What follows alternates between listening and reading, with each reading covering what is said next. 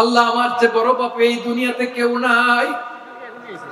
আকাশের নিচে জমিনের উপরে আমার চেয়ে বড় পাপী কেউ নাই। আল্লাহরে বলবেন, আল্লাহ আমি ছাড়া তোমার গোলামের অভাব নাই। ও আমার রব, আমি ছাড়া এই জমিনের বুকে তোমার গোলামের অভাব নাই, কিন্তু তুমি ছাড়া তো আমার দ্বিতীয় কোনো রব নাই। চোখের পানি ছেড়ে আল্লাহরে বলবেন, আল্লাহ তুমি আমার রব, তুমি আমার সব। আল্লাহ আমি ছাড়া এই জমিনে তোমার গোলামের অভাব নাই, তুমি ছাড়া আমার দ্বিতীয় কোনো রব নাই। এ কথা বলে চোখের পানি ছেড়ে আল্লাহরে স্বীকৃতি দেন, আল্লাহ আমি পাপী। আল্লাহ এই জমিনে আমার চেয়ে বড় পাপী আর কেউ নাই। ওযু করে সিজদায় লুটিয়ে পড়ে চোখের পানি ছেড়ে আল্লাহরে পাপের স্বীকৃতি দেন, আল্লাহ এমন কোন জুলুম নাই, গুনাহ নাই আমি করি নাই, সগীরা কবিরা জেনে না জেনে, ইচ্ছায় অনিচ্ছায়, শিরকি বেদাতি সব গুনাহ করেছি। আল্লাহ আকাশের নিচে জমিনের উপরে আমার চেয়ে বড় গুনাহগার আর কেউ নাই। চোখের পানি ছেড়ে আল্লাহরে বলেন, আল্লাহ আমি ছাড়া তোমার গোলামের অভাব নাই, তুমি ছাড়া আমার দ্বিতীয় কোনো রব নাই, তুমি ছাড়া তো কেউ আমার গুনাহ ক্ষমা করার নাই, তুমি আমার রব, তুমি আমার সব। এই স্বীকৃতিটা দেখতে আল্লাহ বড় ভালোবাসেন, কারণ আমরা সবাই গুনাহগার। আমরা সবাই কি? বিশ্বনবী বলেন, কুল্লুকুম খাত্তাউন, আ বনি আদম তোমরা সবাই পাপী। সবাই কি? সবাই পাপী। আমরা সবাই পাপী। আপন পাপের বাটখারা দিয়ে অন্যের পাপ মাপি। আমরা যে পাপী এটা ভাবতে মনে চায় না কারো, খালি অন্যের পাপ দেখি আমরা, এটা ভুল। ওর এই পাপ, ও পাপী, ও জালেম, ও জাহান্নামী, এরকম একটা টেন্ডেন্সি। আমার যে কি হালাত এটার খেয়াল নাই। মাথাটাকে নিচু করে জীবনের সব গুনার ফিরিস্তিগুলো একটা একটা করে স্বীকার করে আল্লাহরে বলেন, আল্লাহ আমি পাপী। আল্লাহ আমার চেয়ে বড় পাপী এই দুনিয়াতে কেউ নাই। আকাশের নিচে জমিনের উপরে আমার চেয়ে বড় পাপী কেউ নাই। একটা একটা করে আল্লাহ স্বীকার করি আমি পাপী। সব পাপের স্বীকৃতি দিলাম। পৃথিবী না জানুক আমি তো জানি, আমি কি পাপ করেছি হায়। আমার পাপের করলে বিচার, বাঁচার আমার নাই উপায়। দয়াময় তুমি মাফ করো আমায়, মাফ করো আমায়। আল্লাহ তাআলা যদি দয়া করে আমাদেরকে মাফ না করে, আমাদের বাঁচার কোনো উপায় নাই। আপনি কি ভেবেছেন আপনার নামাজ দিয়ে আপনি জান্নাতে যাবেন? আপনি তাহাজ্জুদ গুজার, সেজদা দিতে দিতে কপালে দাগ ফেলেছেন, এটা আপনারা জান্নাতে নেবে না? আপনি এলাকার সবচেয়ে বড় হাতেম তাই দানশীল, এই দানের ভরসায় বসে আছেন? কশিন কালো না। আমাদের নামাজ, আমাদের রোজা, আমাদের ইবাদত, এগুলোকে মিজানের পাল্লায় উঠালে কোনো ওজনই হবে না। তবে আমাদের একটা কৌশল জানা আছে, আমরা আল্লাহর রহমতের ভিখারি। আমরা সেদিন আগেই গুনার স্বীকৃতি দিয়ে দেব। আমরা বলবো, আল্লাহ তুমি প্রশ্ন করার আগে তোমার একটা কথা বলি, আমার কিছু জিজ্ঞেস করো না, আমি সব করেছি। এমন কোন পাপ নাই যে পাপ আমারে দিয়ে হয় নাই।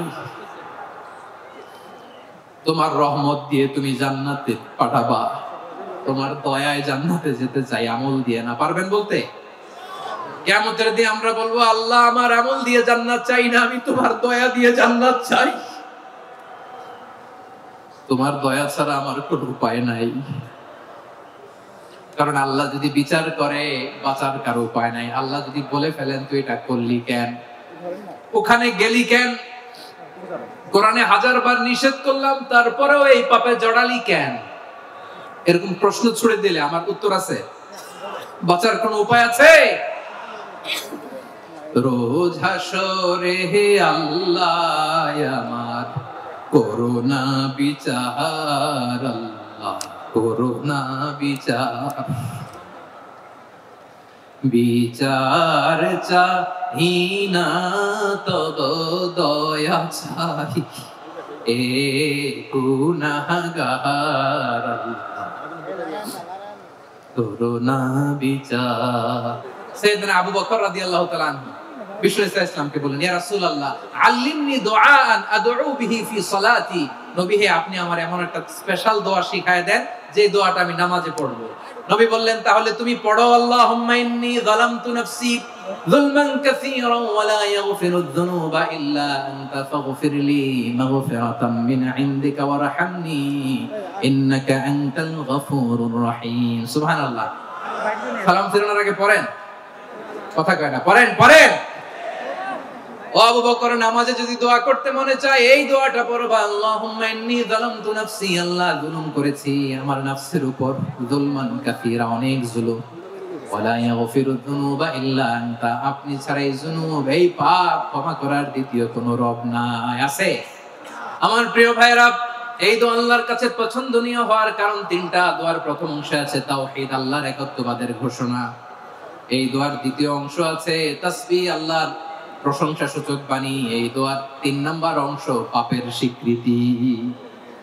তাহলে আমরা সবাই গুনাহগার, আমরা আল্লাহর কাছে পাপের স্বীকৃতি দিয়ে বলবো ও আল্লাহ ইন্নী কুনতু মিনাজ জালিমিন, আমরা জুলুম করেছি, পাপ করেছি, অন্যায় করেছি, আল্লাহ বুঝতে পারি নাই, শয়তানের ওয়াসওয়াসায় পড়ে, বন্ধুর পাল্লায় পড়ে, নফসের খায়েশ মেটাতে যে আল্লাহ করে ফেলেছি। তুমি গুনাহ না মাফ না করলে আমাদের গুনাহ মাফ করার দ্বিতীয় কেউ নাই। ঠিক কিনা বলেন? এভাবে অনুতপ্ত হয়ে যদি আল্লাহর কাছে দোয়া করেন, দেয়ালে পিঠ থেকে গেছে, কোন রাস্তা নাই বের হওয়ার, ওই মুহূর্তেও আপনাকে বিপদ থেকে উদ্ধার করবে কে? বিশ্বনবী চরম বিপদে পড়লে দুটা দোয়া পড়তেন। প্রথম হলো এটা, লা ইলাহা ইল্লা আনতা সুবহানাকা ইন্নী কুনতু মিনাল জালিমিন। এই দোয়াটা আমরা বেশি বেশি পড়ব প্রিয় ভাই। রাজি আছেন? সবাই আওয়াজ করে পড়ুন ইনশাআল্লাহ। আমার প্রিয় ভাইয়েরা, বিপদে পড়লে বিশ্বনবী আরো একটা দোয়া পড়তেন, লা ইলাহা ইল্লাল্লাহুল আযীমুল হালিম, লা ইলাহা ইল্লাল্লাহু রাব্বুল আরশিল আযীম, লা ইলাহা ইল্লাল্লাহু রাব্বুস সামাওয়াতি ওয়াল আরদি ওয়া রাব্বুল আরশিল কারীম। এই যে বললাম, রেকর্ড হয়ে গেছে। এখন তো আর ইনস্ট্যান্ট মুখস্থ না হলো, পরে মুখস্থ করে নেবেন। আল্লাহ ছাড়া কোনো উপাস্য নাই, তিনি সমহান মহা সহিষ্ণু। আল্লাহ ছাড়া কোনো উপাস্য নাই, তিনি সমহান আরশের অধিপতি। আল্লাহ ছাড়া কোনো উপাস্য নাই, তিনি আকাশের মালিক, জমিনের মালিক, তিনি সুবিশাল আরশের অধিপতি। সুবহানাল্লাহ পড়ে। এই দোয়াটা কেউ যদি পড়ে যদি এর ওসিলা করে দোয়া করে, তাকে বিপদ থেকে মুক্তি দেয় কে? মনে থাকবে আপনাদের? তাহলে বিপদের প্রথম ধাক্কায় কি যেন পড়তে হয়? ইন্না লিল্লাহ। তারপরে কি বলে আল্লাহর কাছে নিজেকে সঁপে দিতে হয়?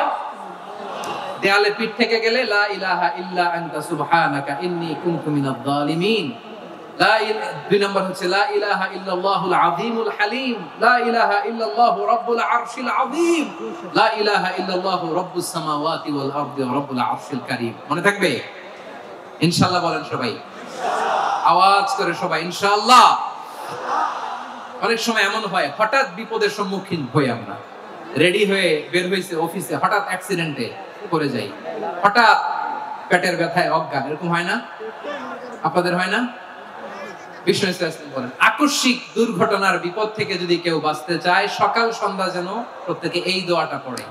সকালে যদি 3 বার পড়ে, সন্ধ্যা পর্যন্ত হঠাৎ হঠাৎ বিপদ থেকে সে রক্ষা পাবে। To be protected from sudden calamity, sudden disaster, sudden calamity, হঠাৎ বিপদ, হঠাৎ ভয়ঙ্কর কোন আকস্মিক বিপদ থেকে আল্লাহ বাঁচায় দেবে। সকালে পড়লে সন্ধ্যা পর্যন্ত প্রোটেক্টেড, সন্ধ্যাবেলায় যদি 3 বার পরে সকাল পর্যন্ত প্রোটেক্টেড। সুবহানাল্লাহ পড়ে। দোয়াটা কি? দোয়াটা হচ্ছে বিসমিল্লাহিল্লাযী লা ইয়াদুররু মা'a ইসমিহি শাইউন ফিল আরদি ওয়ালা ফিস সামাই ওয়া হুয়াস সামিউল আলীম। ছোট না? অনেক ছোট, মুখস্থ করবেন। বিসমিল্লাহিল্লাযী লা ইয়াদুররু মা'a ইসমিহি শাইউন ফিল আরদি ওয়ালা ফিস সামা। ওই আল্লাহর নাম নিচ্ছি যে আল্লাহর নামের বরকতে আকাশ জমিনের কোনো কিছু কারো কোনো ক্ষতি সাধন করতে পারে না। তিনি সর্বশ্রোতা, সর্বজ্ঞ। সুবহানাল্লাহ পড়ে। পড়বেন এই দোয়াটা, বিসমিল্লাহিল্লাযী লা ইয়াদুররু মা'a ইসমিহি শাইউন ফিল আরদি ওয়ালা ফিস সামাই ওয়া হুয়াস সামিউল আলীম। ফজরের পরে 3 বার, মাগরিবের পরে 3 বার যদি কেউ পড়ে, প্রোটেক্টেড, যে কোনো হঠাৎ বিপদ থেকে প্রোটেক্টেড। প্রোটেক্ট করেন কে? ওই আল্লাহর নাম নিচ্ছি যে আল্লাহর নামের ওসিলায় আকাশ জমিনের কোনো কিছু কোনো ক্ষতি করতে পারে না। সুবহানাল্লাহ পড়ে। সবার জীবনে টেনশন আছে না নাই? এই দুশ্চিন্তা, পেরেশানি, মারাত্মক পেরেশানি থেকে মুক্তি পাওয়ার জন্য বিষ্ণু ইসলাম দুটো দোয়া পড়তেন। কয়টা? অনেকগুলো পড়তেন। স্পেশাল দুটো দোয়া আজকে আপনাদের শিখায় দেব। পেরেশানিতে পড়লে, টেনশনে পড়লে এই দোয়াটা। প্রিয় ভাইরা, বিষ্ণু ইসলাম যখন খুব বিপদে পড়তেন, দুশ্চিন্তা ওনাকে ঘিরে ধরতো, উনি পড়তেন ইয়া হাইয়ু ইয়া কাইয়ুম বিরহমাতিকা আস্তাগীথ, ইয়া হাইয়ু ইয়া কাইয়ুম বিরহমাতিকা আস্তাগীথ, ইয়া হাইয়ু ইয়া কাইয়ুম, হে শাশ্বত অবিনশ্বর, হে চিরঞ্জীব, বিরহমাতিকা আস্তাগীথ, তোমার রহমতের উসিলায় তোমার কাছে ফরিয়াদ করি। এটা পড়তেন। আবার আরেক বর্ণনায় এসেছে ইয়া হাইয়ু ইয়া কাইয়ুম বিরহমাতিকা আস্তাগীথ আসলিহ লি শা'নি কুল্লাহু ওয়া লা তাকিলনি ইলা নাফসি তারফাতা আইন। আসলিহ লি শা'নি কুল্লাহু, আল্লাহ আমার সবকিছু আপনি সেটেল করে দেন। আমাদের সব ঝামেলা সেটেল করে দিতে পারে কে? আমরা তো সেটেলমেন্টের জন্য এসপি সাহেবের কাছে যাই, ডিসি সাহেবের কাছে যাই, অমুক ভাইয়ের কাছে যাই, তমুক ভাইয়ের কাছে যাই। এই দোয়া পড়লে আরশের উপর থেকে আপনার ম্যাটার সেটেল করে দিবে কে? তাহলে পড়বেন ইয়া হাইয়ু, হে চিরঞ্জীব। হাইয়ু মানে চিরঞ্জীব, যিনি চিরকাল বেঁচে থাকবেন, মরবেন না। আল্লাহ মরবেন? তার কোনো লয় আছে? ক্ষয় আছে? সূরা রহমানে আল্লাহ বললেন কুল্লু মান আলাইহা ফানি ওয়া ইয়াবকা ওয়াজহু রাব্বিকা যুল জালালি ওয়াল ইকরাম ফাবিআইয়ি আলাই রাব্বিকুমা তুকাযিবান। জমিনে যা আছে সব ফান, ভ্যানিশ হয়ে যাবে, নিশ্চিহ্ন হয়ে যাবে, শেষ হয়ে যাবে, সব বিলুপ্ত হয়ে যাবে, একজন ছাড়া। জোরে বলেন তিনি কে? ইয়া হাইয়ু। আমার সাথে আওয়াজ করে পড়েন ইয়া হাইয়ু ইয়া কাইয়ুম ইয়া হাইয়ু ইয়া কাইয়ুম বিরহমাতিকা আস্তাগীথ আসলিহ লি শা'নি কুল্লাহু ওয়া লা তাকিলনি ইলা নাফসি তারফাতা আইন। এভাবে দোয়া করলে আপনাকে বিপদ মুক্ত করবে কে? এই দোয়াটা কেন পছন্দ আল্লাহর কাছে? কারণ এখানে আল্লাহর দুইটা সুন্দর নাম আছে, গুণবাচক নাম, আল হাই, আল কাইয়ুম। এই দুটো নাম আছে এখানে। আবার এই দুইটা আয়াতুল কুরসির অংশ। আয়াতুল কুরসির শুরুতে এটা আছে না নাই? হ্যাঁ, আছে না নাই? 3 নাম্বার কারণ এটা ইসমে আজম। কোন দোয়াটা ইসমে আজম? যে দোয়া ওসিলায় দোয়া করলে আল্লাহ দোয়া ফেরায় না। অনেকগুলো মত আছে, সবচেয়ে ভ্যালিড মত হচ্ছে এটা, ইয়া হাইয়ু ইয়া কাইয়ুম। এর ওসিলা দিয়ে দোয়া করলে দোয়া কবুল করে কে? 2 নম্বরে বিশ্বনবী মারাত্মক বিপদে পড়লে আরেকটা দোয়া পড়তেন, আল্লাহুম্মা ইন্নী আবদুক। আগে দোয়াটা পড়ি, শুনেন। আল্লাহুম্মা ইন্নী আবদুক ওয়া ইবনু আবদিক ওয়া ইবনু আমাতিক নাসিয়াতি বিয়াদিক মাদিন ফিয়া হুকমুক আদলুন ফিয়া কাদাউক আসআলুকা বিকুল্লি ইসমিন হুয়া লাক সাম্মাইতা বিহি নাফসাক আও আনজালতাহু ফি কিতাবিক আও আল্লামতাহু আহাদাম মিন খালকিক أو استأثرت به في علم الغيب عندك أن تجعل القرآن ربيع قلبي ونور صدري وجلاء حزني وذهاب همي। سبحان الله পড়েন। বিষ্ণু বলতেন আল্লাহুম্মা ইন্নী আবদুক, ও আল্লাহ আমি আপনার গোলাম, ওয়া ইবনু আবদিক, গোলামের ঘরের গোলাম, ওয়া ইবনু আমাতিক, বাদীর ঘরের গোলাম। মানে আল্লাহ আমি আপনার গোলাম। আমার বাবা আব্দুল্লাহ ছিল আপনার গোলাম, আমার মা আমিনা ছিল আপনার বাদী। মানে আমরা গোলাম বংশের, সব গোলাম। নিজেরে এর চেয়ে আর ছোট করে আল্লাহর কাছে উপস্থাপন করা যায় আমার ভাইরা? কথা কি বুঝতেছেন? নিজেকে এর চাইতে ছোট, নগণ্য আর তুচ্ছ করে আল্লাহর সাথে প্রেজেন্ট করা যায়? বিশ্বনবী বললেন ও আল্লাহ আমি আপনার গোলাম, গোলামের ঘরের গোলাম, দাসীর ঘরের গোলাম। নাসিয়াতি বিয়াদিক, আমার মাথার চুলের ছুটি আপনার হাতের মুঠোয়। আপনি ডানে টান দিলে আমি ডানে যেতে বাধ্য, আপনি বাঁয়ে টান দিলে বাঁয়ে যেতে বাধ্য। বিশ্বনবী বললেন আল্লাহ আমার মাথার চুলের ঝুঁটি আপনার হাতের মুঠোয়। আচ্ছা, এইভাবে কাকে ধরা হয়? যে খুব ছোট, ঠিক কিনা? নিজেকে কত ছোট করলেন বিশ্বনবী। ও আল্লাহ আমার মাথার চুলের ঝুঁটি আপনার হাতের মুঠোয়, আপনি ডানে টানলে আমি ডানে যাব, বাঁয়ে টানলে বাঁয়ে যাব। আল্লাহ আসআলুকা বিকুল্লি ইসমিন হুয়া লাক নাসিয়াতি বিয়াদিক মাদিন ফিয়া হুকমুক, আপনার নির্দেশ আমার উপর কার্যকর হবেই হবে। আদলুন ফিয়া কাদাউক, আপনার ফয়সালা, যেই ফয়সালাই আপনি আমার জন্য করেন এটাই ইনসাফ। সুবহানাল্লাহ বলেন। আমরা আল্লাহর ফয়সালায় সন্তুষ্ট হতে চাই না। কত কমপ্লেইন, আল্লাহ তুমি এটা দিলা না, ওইটা পাইলাম না, ওইটা হইল না রে, এরকম অভিযোগ কমপ্লেইন আমাদের আছে না নাই? আর বিশ্বনবী বলতেন আদলুন ফিয়া কাদাউ, আল্লাহ আমার জন্য তোমার যেটা ফয়সালা এটাই সবচেয়ে শ্রেষ্ঠ ইনসাফ, এর চেয়ে ইনসাফ আর হতে পারে। এভাবে কায়েম মনোবাক্যে আল্লাহর কাছে বিশ্বনবী দোয়া করতেন। এরপর বিশ্বনবী বললেন, আল্লাহ তোমার যত নাম আছে সব নামের ওসিলায় দোয়া করি, যে নাম তুমি আমাদেরকে জানিয়েছো, যে নাম তুমি আমাদেরকে জানাও নাই, যে নাম তুমি কোরআনে নাজিল করেছো, যে নাম নাজিল করো নাই, যে নাম শুধু নবীদেরকে জানিয়েছো। আর আল্লাহর এমন কিছু চমৎকার চমৎকার সুন্দর সুন্দর নাম আছে, এই নামগুলো রব্বুল আলামিন কাউকে জানাবে না। সুবহানাল্লাহ বলেন। আমরা তো 99 নাম জানি, 100 নাম জানি আল্লাহ, কিন্তু আল্লাহর এমনও কিছু নাম আছে যেগুলো আল্লাহ বিশ্বনবীরও জানায়নি। এগুলো আল্লাহ ইলমুল গায়বে রেখে দিয়েছেন। দোয়ার সময় বলবেন, আল্লাহ তোমার যেই নামগুলো জানি, যেগুলো জানি না, যেগুলো কোরআনে আছে, যেগুলো নাই, যেগুলো নবীরে খাস ভাবে জানাইছো ওগুলোর উসিলায়, যেগুলো কোনোদিন জানাবাও না তোমার ওই নামের উসিলাও তোমার কাছে চাই। আল্লাহ কোরআনকে আমার হৃদয়ের বসন্ত বানাও, আমার বক্ষের জ্যোতি বানাও, আমার চিন্তা দুশ্চিন্তা তুমি দূর করে দাও। বিশ্বনবী বললেন, এই কালিমাগুলো, এই বাক্যগুলো পড়ে যদি কেউ আল্লাহর কাছে ফরিয়াদ করে, তার হৃদয় থেকে দুশ্চিন্তা কাটিয়ে দিবে কে? পড়বেন, এই দোয়াগুলো পড়বেন। আচ্ছা, সবশেষে বলি, ঋণের বোঝায় যারা জর্জরিত, বিষ্ণু ইসলাম চমৎকার একটা দোয়া শিখিয়েছেন। আমাদের অনেকে ঋণের বোঝায় জর্জরিত, আছে না নাই? এদিকে কেউ আছেন? থাকলে হাত তোলার দরকার নেই, থাকলে এই দোয়াটা পড়বেন। এক সাহাবীর নাম আবু উমামা, নামাজের ওয়াক্ত ছাড়া উনি মসজিদে যেয়ে বসে আছে। বিশ্বনবী বললেন, কি রে আবু উমামা, নামাজের তো ওয়াক্ত হয় না, মসজিদে কি?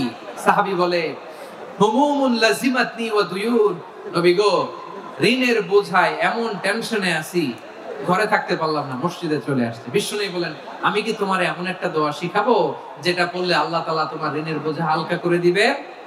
আবু উমামা বললেন, ইয়া রাসূলুল্লাহ, অবশ্যই শিখাবেন। বিশ্বনবী বললেন, তাহলে তুমি পড়বা, আল্লাহুম্মা ইন্নী আউযু বিকা মিনাল হাম্মি ওয়াল হাযান ওয়া আউযু বিকা মিনাল জুবনি ওয়াল বুখল ওয়া আউযু বিকা মিন গালাবাতিদ দাইনি ওয়া কাহরির রিজাল। ও আল্লাহ, তোমার কাছ থেকে দুশ্চিন্তা থেকে পানাহ চাই, কৃপণতা, ভীরুতা, অলসতা, কার্পণ্যতা, এই সব কিছু থেকে, মানুষের কঠোরতা, আমার উপর মানুষের আধিপত্য এবং ঋণের বোঝা থেকে পানাহ চাই। এই দোয়াটা যখন বিশ্বনবী শিখাই দিলেন, আবু উমামা বারবার এই দোয়া করেন, আল্লাহুম্মা ইন্নী আউযু বিকা মিনাল হাম্মি ওয়াল হাযান ওয়া আউযু বিকা মিনাল আজজি ওয়াল কাসাল ওয়া আউযু বিকা মিনাল জুবনি ওয়াল বুখল ওয়া আউযু বিকা মিন গালাবাতিদ দাইনি ওয়া কাহরির রিজাল।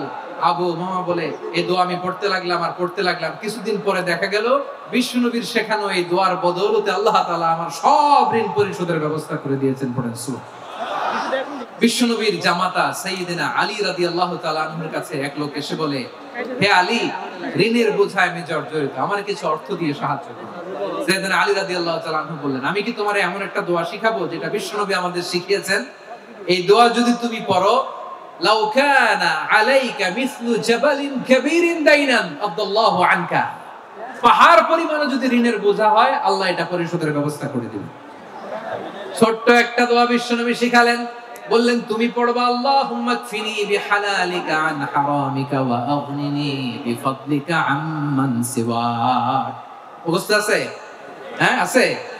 আল্লাহুম্মা কফিনি বিহালালিকা আন হারামিক, আল্লাহ তোমার হালাল দিয়ে আমাকে পরিতুষ্ট করো, হারাম থেকে বাঁচিয়ে রাখো, আর তোমার অনুগ্রহে মানুষের মুখাপেক্ষী যেন আমি না হই, আমি যেন সবসময় তোমার মুখাপেক্ষী হই, ওই তৌফিক দিও। সুবহানাল্লাহ পড়েন।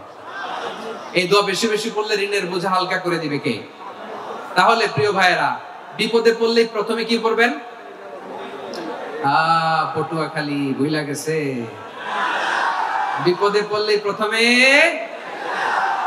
ইন্না লিল্লাহ কি বলে নিজেকে আল্লাহর কাছে সঁপে দিতে হয়, হাসবুনাল্লাহ। চরম বিপদে দেয়ালে পিঠ থেকে গেছে, তখন লা ইলাহা ইল্লা আনতা সুবহানাকা ইন্নী কুনতু মিনাজ জালিমিন। এরপরে লা ইলাহা ইল্লাল্লাহুল আযীমুল হালিম, এই দোয়া। আকস্মিক বিপদ, হঠাৎ যেন কোনো বিপদ আমাকে পেয়ে না বসে, এটার জন্য বিসমিল্লাহিল্লাযী লা ইয়াদুররু মা ইসমিহি শাইউন ফিল আরদি ওয়ালা ফিস সামাই ওয়া হুয়াস সামিউল আলীম। সকালে 3 বার, রাতে 3 বার। আর মারাত্মক tension, hyper tension, anxiety, depression থেকে বাঁচার জন্য 2 দোয়া, ইয়া হাইয়্যু ইয়া কাইয়্যুম, ইয়া হাইয়্যু ইয়া কাইয়্যুম, মনে থাকবে? আর আল্লাহুম্মা ইন্নী আবদুক, এই দোয়া। ঋণ থেকে বাঁচার জন্য 2 দোয়া, আল্লাহুম্মা ইন্নী আউযু বিকা মিনাল হাম্মি ওয়াল হাযান, এটা। আর আল্লাহুম্মা কফিনি, বিহালালিকা আন হারামিকা ওয়া আগনিনি বিফাদলিকা আম্মান সিওয়াক। আর সব সময় পড়ার জন্য একটা আমল দিয়ে যাই, উঠতে বসতে, অফিসে যাচ্ছেন, অফিস থেকে ফিরতেছেন, বসে আছেন, শুয়ে আছেন, ছোট্ট এক শব্দে আমরা যেন বেশি বেশি পড়ি আস্তাগফিরুল্লাহ। আওয়াজ করে আমার সাথে পড়ুন আস্তাগফিরুল্লাহ। আবার পড়ুন আস্তাগফিরুল্লাহ। আল্লাহ রাসূল সাল্লাল্লাহু আলাইহি ওয়াসাল্লাম বলেন, মান লাজিমাল ইস্তিগফার, যে সব সময় এরকম ইস্তিগফারের সাথে লেগে থাকে, জাআলাল্লাহু লাহু মিন কুল্লি দীকিন মাখরাজা, আল্লাহ তাআলা তাকে কোনো বিপদে আটকান না, সে জীবনে আটকাবে না, যে কোনো বিপদে আল্লাহ তার রাস্তা বের করে দিবে। Way out, you will get a way out and solution. সুবহানাল্লাহ। ওয়া মিন কুল্লি হাম্মিন ফারাজা, দুশ্চিন্তা মুক্ত হবে। ওয়া ইয়ারযুকহু মিন হাইসু লা ইয়াহতাসিব, এমন জায়গা থেকে আল্লাহ রিজিকের বন্দোবস্ত করবে যেটা সে কল্পনাও করে নাই। আওয়াজ করে পড়েন সুবহানাল্লাহ। এটা গেল নিজের বিপদ। কিসের বিপদ? নিজে যদি বিপদে পড়েন। অন্যের বিপদ যদি দেখেন, এটার জন্য একটা দোয়া আছে। অনেক সময় আমরা দেখি হাসপাতালে ক্যান্সারের থার্ড স্টেজে চলে গেছে, লোকটা হ্যাংলা হয়ে চিকন হয়ে হায়রে কি কষ্ট পায়, দেখি না? বিষ্ণু বলে একটা দোয়া যদি কেউ অন্যের কোনো বিপদ দেখে পড়ে, ওই বিপদ তার জীবনে কখনো আসবে না। শুনবেন? শোনার আগ্রহ আছে? অনেক সময় হয় যে আমরা মহাসড়ক দিয়ে যখন চড়ি, দুর্ঘটনায়, আইরে আল্লাহ, দুর্ঘটনায় মানুষের মাথা একদিকে, দেহ আরেকদিকে, ব্লিডিং, এরকম হয় না? আল্লাহ তুমি হেফাজত করো। বিশ্বনবী বলেন, এই দুর্ঘটনা দেখে কেউ যদি এই দোয়াটা পড়ে, তার জীবনে সে কোনোদিন এরকম অ্যাক্সিডেন্টের সম্মুখীন হবে না। শুনবেন? বিশ্বনবী বলেন, অন্যের বিপদ দেখে কেউ যদি পড়ে, আলহামদুলিল্লাহিল্লাযী আফানি মিম্মা বাতালাকা বিহি ওয়া ফাদ্দালানি আলা কাসীরিন মিম্মান খালাকা তাফদীলা, মানে প্রশংসা সে আল্লাহর, যে আল্লাহ তাআলা তোমাকে যেই জিনিস দিয়ে পরীক্ষা করেছে, আমাকে ওইটা থেকে বাঁচিয়ে দিয়েছে।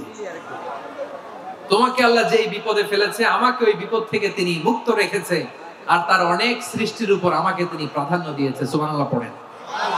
যে কোনো বিপদ, কারো ক্যান্সার দেখে যদি এই দোয়াটা আপনি বিশ্বাসের সাথে পড়েন, জীবনে কোনোদিন ক্যান্সার রোগে আক্রান্ত হবেন না।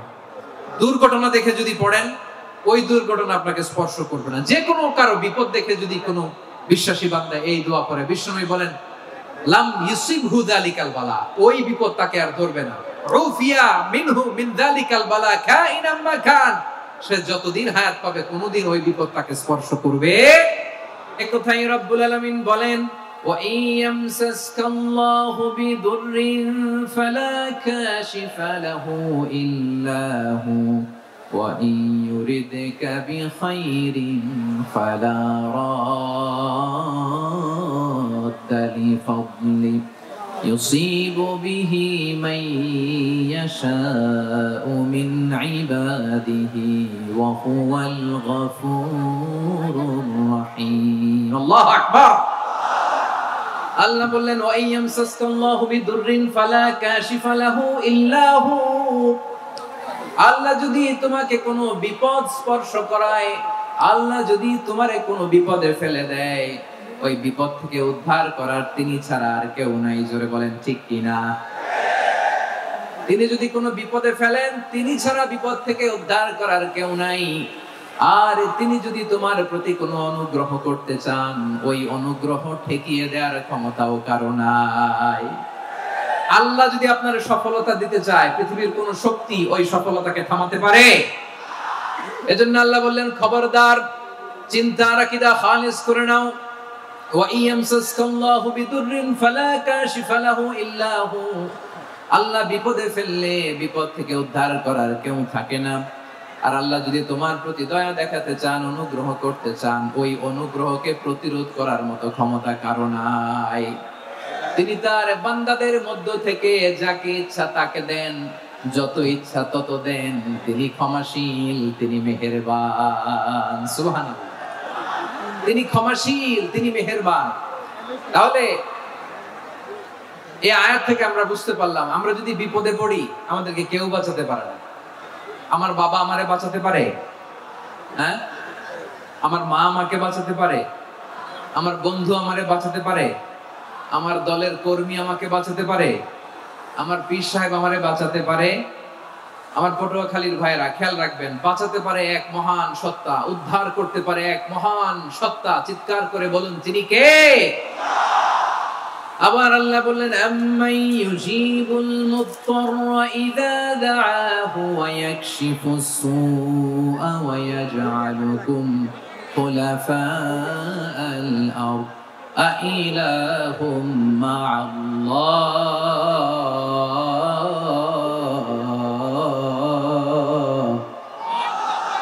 ক্বালিলাম মা তাযাক্কারুন। রব্বুল আলামিন বলেন, বিপদে পড়ে কাতর কণ্ঠে চিন্তাগ্রস্ত হয়ে যখন কেউ ফরিয়াদি হয়ে আল্লাহর ডাকে হাত তোলে, তখন এই ব্যক্তির ডাকে সাড়া দেয় কে?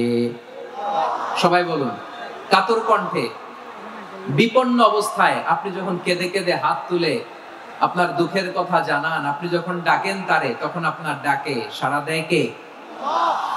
আল্লাহ বলে, আমি সাড়া দেই। তোমাদের বিপদকে মুক্ত করে দেয় কে?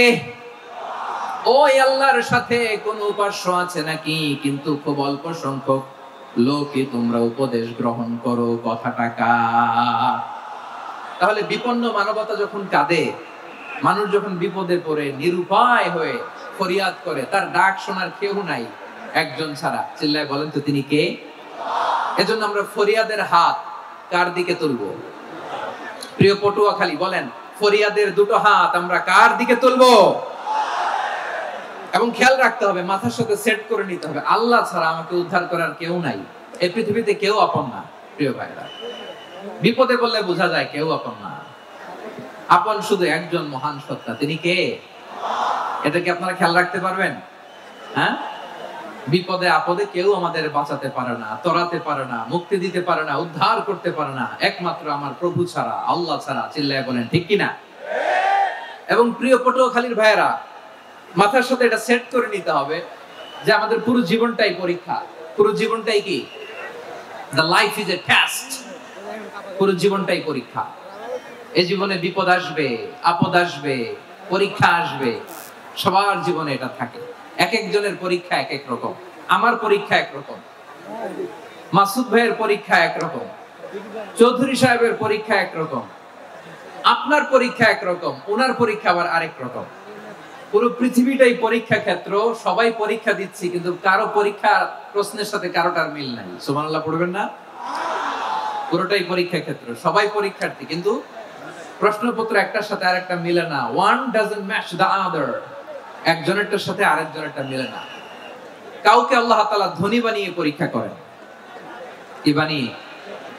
কথা কি বুঝতেছেন? নাকি কষ্ট হচ্ছে? কষ্ট হচ্ছে আপনাদের?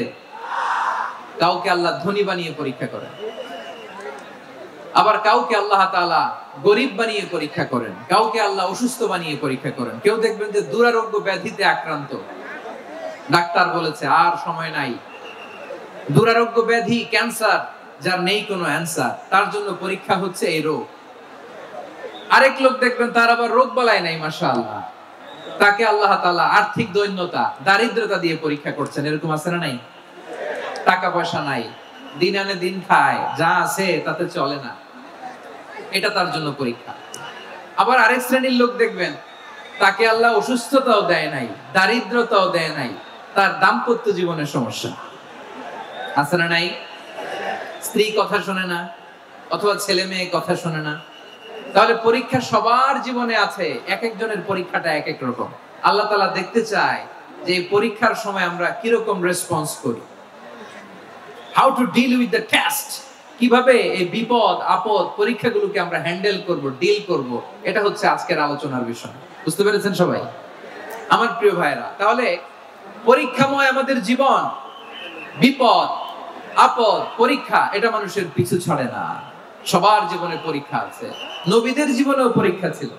সাহাবারা জিজ্ঞেস করেছেন, ইয়া রাসূলুল্লাহ, আইয়ুন নাসি আশাদ্দু বালাআন ফিদ দুনিয়া, এই দুনিয়ার বুকে কাদের পরীক্ষা সবচেয়ে বেশি? বিশ্বনবী বলেছেন, আল আম্বিয়া। এই পৃথিবীতে সবচেয়ে বেশি পরীক্ষা আল্লাহ তাআলা নিয়ে থাকেন নবীদের। কাদের? নবীদের। সুম্মাল আমসাল ফাল আমসাল, এরপরে নবীদের পরের স্তরে যারা, তাদের পরীক্ষা। এরপরে তাদের পরের স্তরে যারা, তাদের পরীক্ষা সিদ্দিকিনদের, শুহাদাদের, সলিহিনদের, আল্লাহওয়ালাদের। যার ঈমান যত মজবুত তার জীবনে পরীক্ষাও তত বেশি। চিল্লায় বলেন ঠিক কিনা? তাহলে মুমিনরা, বিশ্বাসীরা, আমরা কি পরীক্ষা, বিপদ আপদে ভয় পাই? হ্যাঁ, বিপদ দেখলে ভয় লাগে আপনাদের? ভয় লাগে? হ্যাঁ, না, মুমিনরা বিপদে ভয় পায় না, তারা হতাশ হয় না, সুবহানাল্লাহ, তারা নিরাশ হয় না। বিশ্বাসীরা হাল ছেড়ে দেয় না, তারা ভরসা রাখে একজনের উপর। চিল্লায় বলতে হবে তিনি কে? কারণ মুমিন জানে the grief isn't permanent, the test isn't permanent, the struggle in our life isn't permanent. আমাদের জীবনের দুঃখ, কষ্ট, স্ট্রাগল এগুলো পার্মানেন্ট নয়। After every difficulties there is an ease. সব কষ্টের পরেই একটা সুখ আছে না নাই? রব্বুল আলামিন বলেন ফা ইন্না মাআল উসরি ইউসরা, ইন্না মাআল উসরি ইউসরা। ভয় পেও না, চিন্তা করো না, কষ্টের সাথেই আমি রেখে দিয়েছি স্বস্তি। সুবহানাল্লাহ বলেন। মুমিন জীবনে বিপদ যত বেশি, কষ্ট যত বেশি, তার সামনে সফলতা তার চেয়েও বেশি। ঠিক কিনা বলেন? কারণ বিশ্বাসীরা জানে রাত্রি যত গভীর হয়, সুবহে সাদিকের সময় তত আগাতে থাকে। গর্ভবতী নারীর পেটের ব্যথা যত বাড়তে থাকে, ঘরে নতুন মেহমান আগমনের সময় ঘনাতে থাকে। মুমিনদের উপর বিপদ, অত্যাচার, আপদ, পরীক্ষা যত বাড়তে থাকে, কালেমার পতাকা উড্ডয়নের সময় কাছে আসতে থাকে। বিশ্বাসীদের এগুলো হিসাব মিলানো অনেক আগে, এগুলো অনেক আগে হিসাব মিলানো। দুঃখের আধার শেষে সুখের আলো মিটি মিটি হাসে। চিল্লায় বলেন ঠিক কিনা? দুঃখের আধার শেষে আলোর প্রভাত হাসে, হতাশার কালো মেঘে যায় গো ভেসে, হতাশার কালো মেঘে যায় গো ভেসে। দুঃখের আধার শেষে আলোর প্রভাত হাসে, হতাশার কালো মেঘে যায় গো ভেসে, হতাশার কালো মেঘে যায় গো ভেসে। কোরআনের পাতায় পাতায় দেখো, ঈমানের পথ ঢাকা ব্যথার কাটায়। কোরআনের পাতায় পাতায় দেখো, ঈমানের পথ ঢাকা ব্যথার কাটায়। ভেঙে পড়ো না কভু হতাশ হয়ে, ভেঙে পড়ো না কভু হতাশ হয়ে। জ্বলে পুড়ে খাঁটি সোনা হও গো শেষে, জ্বলে পুড়ে খাঁটি সোনা হও গো শেষে। দুঃখের আধার শেষে আলোর প্রভাত হাসে, হতাশার কালো মেঘে যায় গো ভেসে, হতাশার কালো মেঘে যায় গো ভেসে। ঠিক কিনা বলেন? দুঃখ যত বেশি, পরীক্ষা যত বেশি, কষ্ট যত বেশি, সুখের সময় তত কাছাকাছি। চিল্লায় বলতে হবে ঠিক কিনা? এজন্য মুমিন জীবনে পরীক্ষা বেশি, মুমিনদের হতাশা নাই। মুমিনরা নিরাশ হয় না, হতাশ হয় কাফিররা। মুমিনরা কখনো হাল ছেড়ে দেয় না, মুমিনরা ভরসা রাখে একজনের উপর, তিনি কে? তাহলে আমার প্রিয় পটুয়াখালীবাসী, বিপদ থাকবে, পরীক্ষা থাকবে, এই বিপদ থেকে আমাদেরকে উদ্ধার করবেন একজন, তিনি কে? আমরা শুধু আল্লাহর উপরই ভরসা রাখবো। রাজি আছেন তো? চাইবো একজন সত্তার কাছে। আওয়াজ করে বলুন তিনি কে? একজন সত্তার কাছে চাইবে। বিশ্বনবী ওনার চাচাতো ভাই আব্দুল্লাহ ইবনে আব্বাস রাদিয়াল্লাহু তাআলা আনহুকে বললেন, ইয়া আব্দুল্লাহ ইবনে আব্বাস, হে আব্দুল্লাহ ইবনে আব্বাস, ইযা সাআলতা ফাসআলিল্লাহ, যখন চাইবে আল্লাহর কাছে চাও। ও আব্দুল্লাহ, যখন চাইবা আল্লাহর কাছে চাও। ওয়া ইযা ইসতাআনতা ফাসতাইন বিল্লাহ, যখন সাহায্য চাইবা আল্লাহর কাছে ফরিয়াদ করো। জেনে রেখো আব্দুল্লাহ, ওয়া'লাম আন্নাল উম্মাতা লাউ ইজতামাআত আলা আন ইয়ানফাউকা বিশাইইন লাম ইয়ানফাউকা ইল্লা বিশাইইন ক্বাদ কাতাবাহু আল্লাহু লাক। ও আব্দুল্লাহ, জেনে রেখো, মনে রেখো, গোটা বিশ্বের সবাই মিলে যদি তোমার উপকার করতে চায়, ততটুকুই তারা করতে পারবে যতটুকু আল্লাহ তোমার নসিবে সেটা লিখে রেখেছে। ঠিক কিনা বলেন? আর যদি গোটা বিশ্বের সবাই মিলে তোমার বিরুদ্ধে কনস্পাইরেসি করে, ষড়যন্ত্র করে, গোটা বিশ্বের সবাই মিলেও যদি তোমার ক্ষতি করতে চায়, ততটুকুই শুধু পারবে যেটা আল্লাহ তোমার জন্য বরাদ্দ রেখেছে। যতটুকু আল্লাহ তাআলা তোমার জন্য বরাদ্দ রেখেছে অতটুকুই ক্ষতি করতে পারবে, আর এক চুল বেশিও করতে পারবে না, কমও করতে পারবে না। চিল্লায় বলেন ঠিক কিনা? এজন্য আমরা চাইবো কার কাছে? সবাই বলেন নাই, আওয়াজ করে বলেন কার কাছে? সব সময় আমরা আল্লাহর কাছে চাইবো, বিপদে আপদে, সুখে দুঃখে, সচ্ছল অবস্থায় অসচ্ছল অবস্থায়, পরাজয়ের সময় বিজয়ের সময়, সব সময় আমরা ভরসা রাখবো কার উপর? সবাই বলুন। একদল লোক আছে যারা বিপদে পড়লে আল্লাহরে ডাকে, আছে না নাই? পটুয়াখালীতে মাশাআল্লাহ নাই, বিপদ আসলে আল্লাহরে ডাকে, বিপদ নাই আল্লাহ নাই। বিপদে পড়লে নামাজ পড়ে, বিপদও নাই নামাজও নাই। বিপদে পড়লে জিকির করে, বিপদ যখন চলে যায় ওদের জিকিরও বন্ধ হয়ে যায়। এরকম আছে না নাই? কিছু লোক দেখবেন পরীক্ষা আসলে নামাজ পড়ে, আছে আছে? জেনজি আওয়াজ করো, এরকম আছে? এই কমন পড়ে গেছে, কমন পড়ছে। দেখবেন পরীক্ষার সময় নামাজ পড়ে, পরীক্ষাও নাই নামাজও আছে। এরকম কিছু লোক আছে অসুস্থ হলে আল্লাহরে বড্ড ভালোবাসে, আল্লাহরে খুব ডাকে। অসুস্থ হইলে, অসুস্থতাও নাই, আল্লাহ স্মরণও নাই। দেখবেন কিছু লোক নির্বাচন আসলে খুব আল্লাহওয়ালা হয়ে যায়, তখন দেখবেন মাথার মধ্যে হেজাব লাগায়, পাঞ্জাবি লাগায়, আল্লাহওয়ালা হয়ে যায়। নির্বাচনও নাই, এরপরে আল্লাহর কথাও নাই। আছে না নাই? না, এরকম হওয়া যাবে না। সব সময় আমরা আল্লাহরে ডাকবো, বিপদে আপদে সব সময় ভরসা রাখবো আমরা একজনের উপর। আওয়াজ করে বলেন তিনি কে? এক কথায় আল্লাহ তাআলা আমাদের চোখে আঙ্গুল দিয়ে জানিয়ে দিলেন, ফাইদা রাকিবু ফিল ফুলকি দা'আউল্লাহা মুখলিসিনা লাহুদ্দিন ফালাম্মা নাজ্জাহুম ইলাল বাররি ইযা হুম ইউশরিকুন।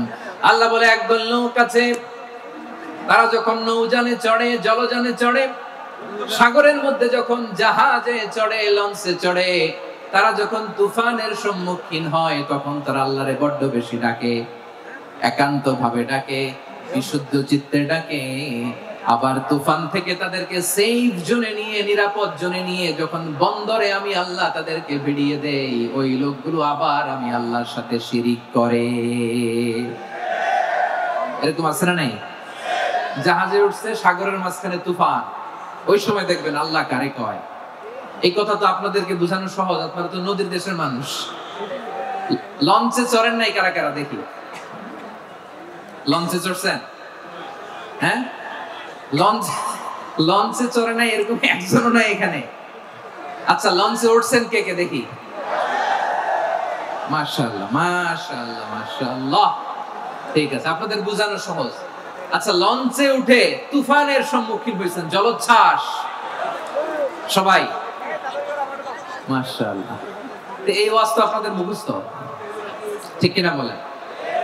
আমার বলার দরকার নেই, বলেন। মাঝ নদী, তুফান, জলোচ্ছ্বাস, জলের মধ্যে উচ্ছ্বাস, ঢেউ, টর্নেডো, সাইক্লোন, মেঘের ঘনঘটা, পরিবেশ ঘুটঘুটে অন্ধকার, লঞ্চ একবার এদিকে আরেকবার ওইদিকে, ভিতরে কি অবস্থা হয় বলেন তো?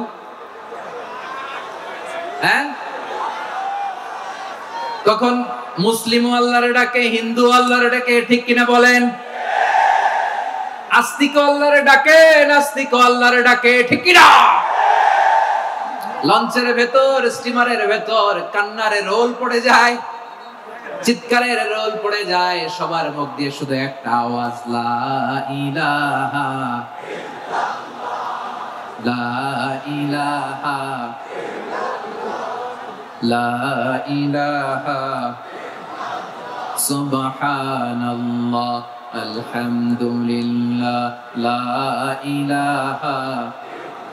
আল্লাহ নামের জিকির করবে যারা, আল্লাহর কাছে প্রিয় তারা, আল্লাহর কাছে প্রিয় যারা, জান্নাতে প্রবেশ করবে তারা, জোরে লা ইলাহা লা ইলাহা ইল্লাল্লাহ, লা ইলাহা ইল্লাল্লাহ মুহাম্মাদুর রাসূলুল্লাহ সাল্লাল্লাহু আলাইহি ওয়াসাল্লাম।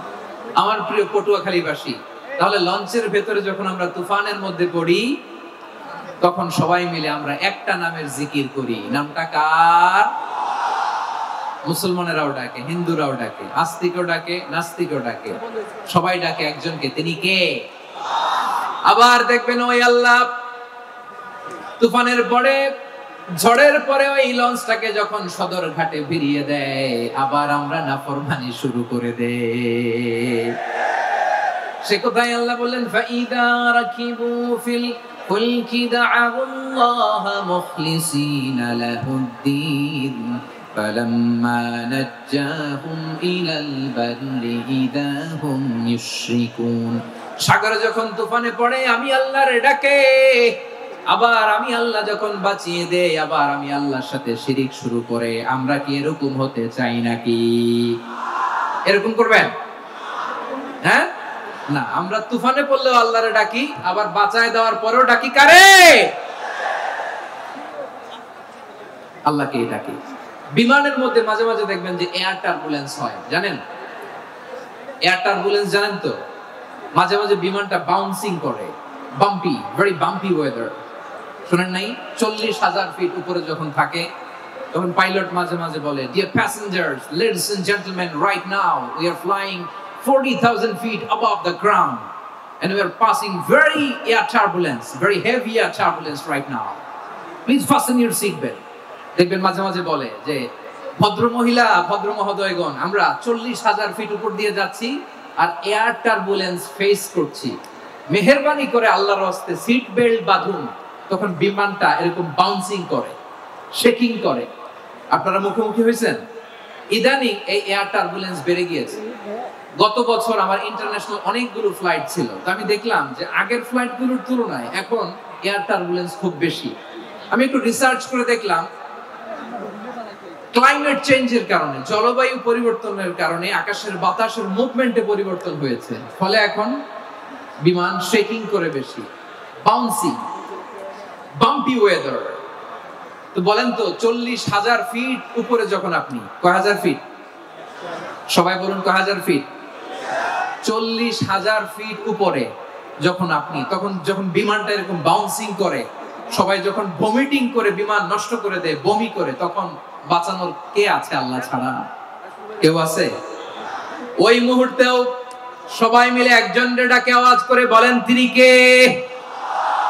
মাঝে মাঝে কিছু সোশ্যাল মিডিয়ায় কিছু ভিডিও পাওয়া যায় যে হেভি যখন এয়ার টার্বুলেন্স হয়, 10 সেকেন্ড 15 সেকেন্ডের কিছু ভিডিও পাওয়া যায়, বিমানটা এরকম বাউন্সিং করছে, বাম্পি ওয়েদার, কাঁপছে, মানুষগুলো বমি করছে, অক্সিজেন মাস্কগুলো সব ঝুলে পড়েছে, বিমানটা শুধু কাঁপছে। তখন দেখবেন বিমানের ভেতরেও এরকম লঞ্চের মতো চিৎকার আছে না নাই? বিমানের ভেতরেও তখন চিৎকার। গত বছর হিথ্রো এয়ারপোর্ট থেকে সিঙ্গাপুর এয়ারলাইন্সের একটা ফ্লাইট, হিথ্রো টু চাঙ্গি, একটা ফ্লাইটে এমন বেশি এয়ার টার্বুলেন্সের শিকার হয়েছিল ওই এয়ারক্রাফটটা, 33 জন যাত্রী সেখানে আহত হয়েছে, একজন যাত্রী নিহত হয়েছে। কেবিন ক্রুজ, এয়ার হোস্টেস যারা আছে, একজনের নাক ফেটে, চোখ ফেটে, কপাল ফেটে, ব্লিডিং হয়ে শয়লা।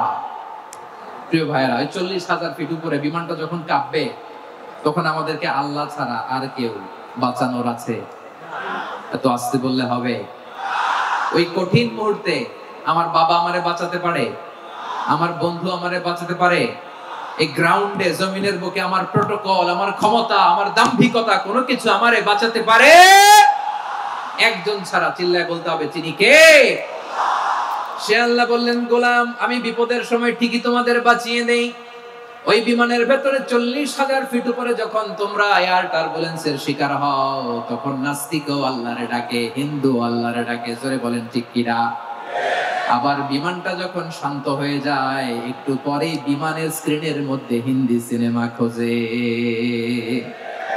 বিমানের স্ক্রিনে কিন্তু বিশাল ওখানে আফলাম ফিল্মের একেবারে বোঝাই করা। বিমানটা শান্ত হলে আবার হিন্দি সিনেমা দেখা শুরু করে। একটু আগেই ডাকছিল কারে কারে দেখবেন বাংলাদেশে আমাদের ক্রিকেটাররা যখন অন্য কোনো দেশের সাথে খেলে অনেক সময় এমন হয় বল বাকি একটা, রান দরকার 6টা। বল বাকি কয়টা? পটুয়াখালী বুঝে নাই বোধহয়। বল বাকি কয়টা, রান দরকার। আপনি দেখবেন ক্যামেরাম্যান তখন গ্যালারিতে খালি দেখায় দর্শকদের যে কি অস্থিরতা। হিপ হপ স্টাইলের মেয়েটা, যে মেয়েটার ওড়না এতক্ষণ ছিল গলায়, এতক্ষণ কই ছিল, ওই মেয়েটা দেখবেন ওড়নাটা টেনে মাথায় দিয়ে এরকম মুনাজাত ধরতেছে, আল্লাহ আল্লাহ, একটা ছক্কা, আল্লাহ আল্লাহ, আমার লাল সবুজের পতাকারে তুমি অপমানিত কইরো না আল্লাহ, ইন্ডিয়ার সাথে আমাদের খেলা, আল্লাহ আল্লাহ, একটা ছক্কা, একটা একটা। পুরো পুরো খেলা জুড়ে এই মেয়ের ওড়না ছিল গলায়, কিন্তু যখন 1 বলে 6 রান দরকার ওড়না চলে আসছে কোথায়? মাথায়। আবার মুনাজাত আছে না নাই? ঠিকই বাংলাদেশের দামাল ছেলে এমন এক শট মারলো, বল চলে গেল স্টেডিয়ামের বাইরে, ছক্কা, জিতে গেলাম আমরা। পুরো স্টেডিয়াম জুড়ে চিৎকার, হই হুল্লোড়, মौज মাস্তি। যে মেয়েটা মাথার মধ্যে ওড়না দিয়ে এতক্ষণ সুবহানাল্লাহ সুবহানাল্লাহ বলে আল্লাহর কাছে দোয়া করেছে, ওই মেয়ে এখন আবার ওড়না ফেলে দিয়ে নাচা শুরু করে দিয়েছে। তাহলে আল্লাহর ভয়, আল্লাহর প্রতি আস্থা, বিশ্বাস, ভালোবাসা, এটা কি ক্ষণিকের জন্য? মানে আমার যখন লাগবে তখন আল্লাহর ইউজ করব নাকি? হ্যাঁ, বিপদে আপদে, সুখের সময় দুঃখের সময়, সচ্ছল অসচ্ছল অবস্থায় বিশ্বাসীরা ভরসা রাখে একজনের উপর। চিৎকার করে বলে পটুয়াখালী, তিনি কে? সে আল্লাহ বললেন, গোলাম মনে করো না জাহাজ থেকে সদরঘাটে ভিড়িয়ে দিলাম তুমি নিরাপদ হয়ে গেছো, মনে করো না 40,000 ফিট থেকে সেফ ল্যান্ডিং এর পরে এয়ারপোর্টে নেমে গেলেই তুমি নিরাপদ হয়ে গেছো। ও মিয়া, বিপদ কি শুধু সাগরে আর আকাশে? ঘরের বিপদও, ঘরের ভেতরও বিপদ আসতে পারে কি পারে না? এজন্য সূরা মুলক আল্লাহ বললেন, আমিনতুম মান ফিস সামাই আন ইয়াখসিফা বিকুমুল আরদা ফাইদা হিয়া তামুর।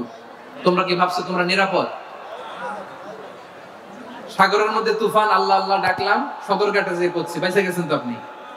আর পাবে আপনারে আল্লাহ? আল্লাহর তো সাগরের মাঝখানে তো আল্লাহ আপনারা পাইছিল, আর তো পাবে না। আর পাবে আপনারে? আর আল্লাহ ধরতে পারবে আপনারে? ঘরের ভেতরও বিপদ দিয়ে আটকাতে পারে কে? 5 স্টার 7 স্টার হোটেলের ভেতরও আমাকে বিপদের মধ্যে ফেলে দিতে পারেন কে? আল্লাহ বললেন, তোমরা কি ভেবেছো তোমরা নিরাপদ? আমি চাইলে ল্যান্ডস্লাইডস, ভূমি ধস দিয়ে 1 লক্ষ 1 মুহূর্তে নিয়ে যেতে পারি।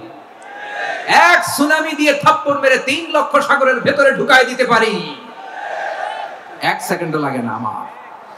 আম আমিনতুম মান ফিস সামাই আন ইউরসিলা আলাইকুম হাসিবা ফাসাতা'লামুনা কাইফা নাযীর। আল্লাহ চাইলে আকাশ থেকে পাথর বৃষ্টি নাজিল করতে পারেন কি পারেন না?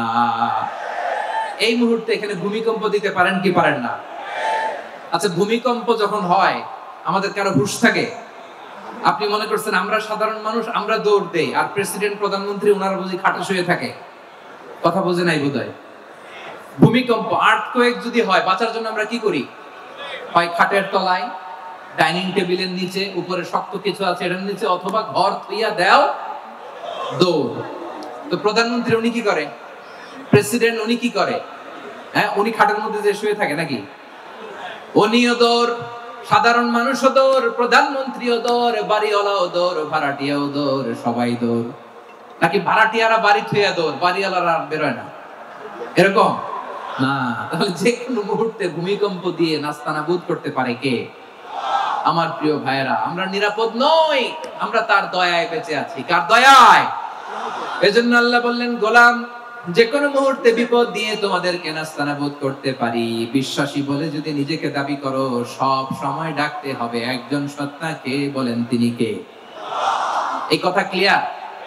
এই সবগুলো উদাহরণ শেষে সবার কাছে ক্লিয়ার হয়েছে না যে বিপদ থেকে, আপদ থেকে, পরীক্ষা থেকে, ক্যালামিটি থেকে আমাদেরকে কেউ বাঁচাতে পারে না একজন সত্তা ছাড়া। আবারও বলেন তো তিনি কে? ক্লিয়ার? হ্যাঁ, সবাই বুঝতে পারছেন? আচ্ছা, এবার আমরা দেখি বিষ্ণু ইসলামের জীবনে বিপদ আপদ ছিল কিনা। উনি বিপদ আসলে কিভাবে ডিল করতেন, বিপদ আসলে কোন দোয়া পড়তে হয়, কিভাবে ফরিয়াদের হাত উত্তোলন করতে হয়, কিভাবে রবের দরবারে নতজানু হয়ে ফরিয়াদ করতে হয়, এটা জানার দরকার আছে না নাই? আসলে আমরা বিষ্ণুনবীর জীবনী থেকে দেখি বিপদ আসলে উনি কি করতেন। বিপদ আসলেই প্রথমে বিষ্ণু ইসলাম একটা দোয়া পড়তেন। কি পড়তেন? তিনি পড়তেন ইন্না লিল্লাহি ওয়া ইন্না ইলাইহি রাজিউন। নিশ্চয় আমরা আল্লাহর জন্য, নিশ্চয় আমরা কার দিকে ফিরবো ভাই? আবার কার দিকে ফিরবো? আওয়াজ করে বলুন তো, আমরা এসেছি কার কাছ থেকে, আবারও ফিরে যাব কার কাছে? এজন্য বিষ্ণু পড়ছেন ইন্না লিল্লাহি ওয়া ইন্না ইলাইহি রাজিউন। নিশ্চয় আল্লাহর জন্য, ওই আল্লাহর দিকেই আমরা ফিরে যাব।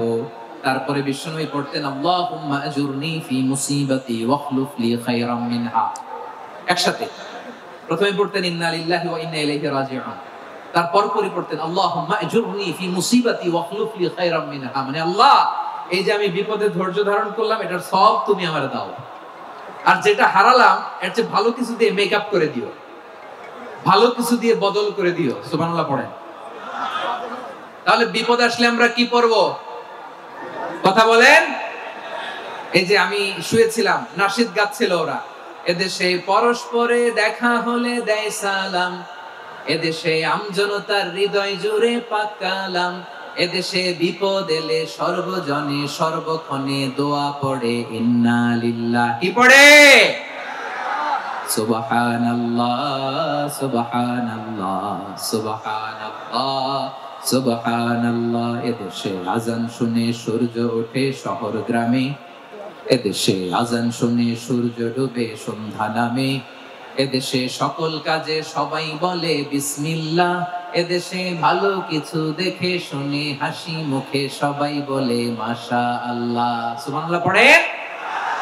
তাহলে বিপদ এলে আমরা কি পড়ি?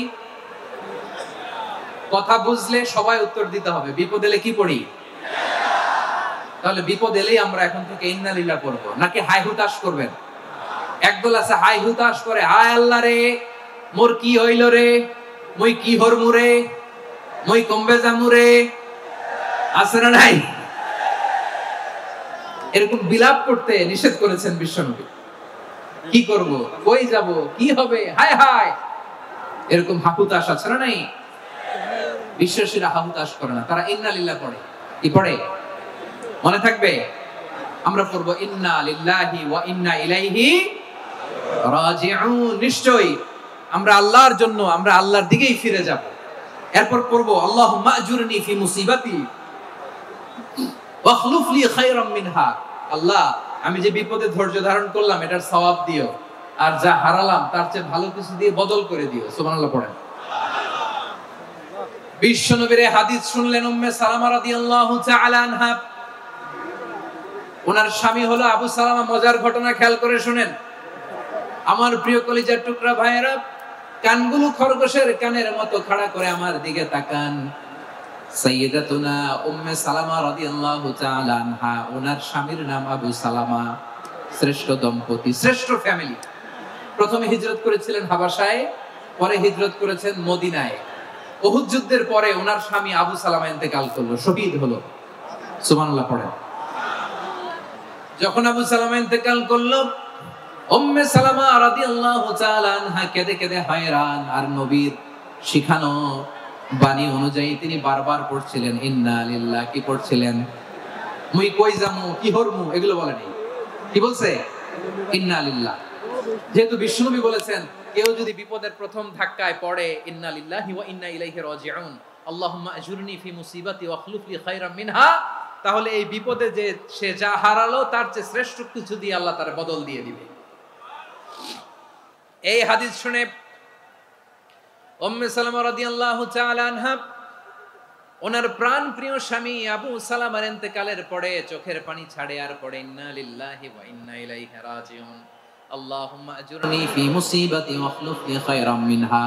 বারবার এই দোয়া পড়ে চোখের পানি ছাড়ে, এই দোয়া পড়ে চোখের পানি ছাড়ে, আর মনে মনে বলে আবু সালামার মতো ভালো মানুষ মদিনাতে নাই, আবু সালামার চেয়েও ভালো মানুষ মদিনাতে নাই, তার চেয়ে ভালো মানুষ কি করে আল্লাহ তাআলা আমারে দিবে, তার চেয়ে ভালো মানুষ তো আমি মদিনাতে দেখি না। চোখের পানি দিয়ে বুক ভাসায় আর নবীর হাদিসের উপর আমল করে পড়ে ইন্না লিল্লাহি ওয়া ইন্না ইলাইহি রাজিউন, ইন্না লিল্লাহি ওয়া ইন্না ইলাইহি রাজিউন। পড়তে পড়তে চোখের পানি ছাড়ে আর চিন্তা করে বিশ্বনবী বললেন, এই দোয়া পড়লে যেটা হারালাম তার চেয়ে ভালো কিছু দিয়ে আল্লাহ পুরস্কার দেয়। আবু সালামার চেয়ে ভালো মানুষ মদিনার মধ্যে আর কে হতে পারে? কি আজীব তামাশা, কি অবাক করা ঘটনা। কিছুদিন পরে দেখা গেল সাইয়্যিদুল মুরসালিন রাহমাতাল লিল আলামিন স্বয়ং বিশ্ব নবী উম্মে সালামাকে বিয়ের প্রস্তাব পাঠিয়েছে। স্বয়ং বিশ্ব নবী উম্মে সালামা রাদিয়াল্লাহু তাআলা থেকে বিয়ের প্রস্তাব পাঠিয়েছেন। উনি রাজি হয়ে গেলেন, বিয়ে হয়ে গেল, উনি হয়ে গেলেন উম্মুল মুমিনিন, আমাদের মা, পুরো মুসলিম উম্মার মা। চিৎকার করে বলেন আল্লাহু আকবার। তাহলে আমার প্রাণপ্রিয় ভাইয়েরা, বিপদে পড়লে আমরা পড়বো ইন্না লিল্লাহি ওয়া ইন্না ইলাইহি রাজিউন, আল্লাহুম্মা আজুরনি ফি মুসিবাতি ওয়াখলুফ লি খায়রাম মিনহা। পড়বেন? পড়বেন না?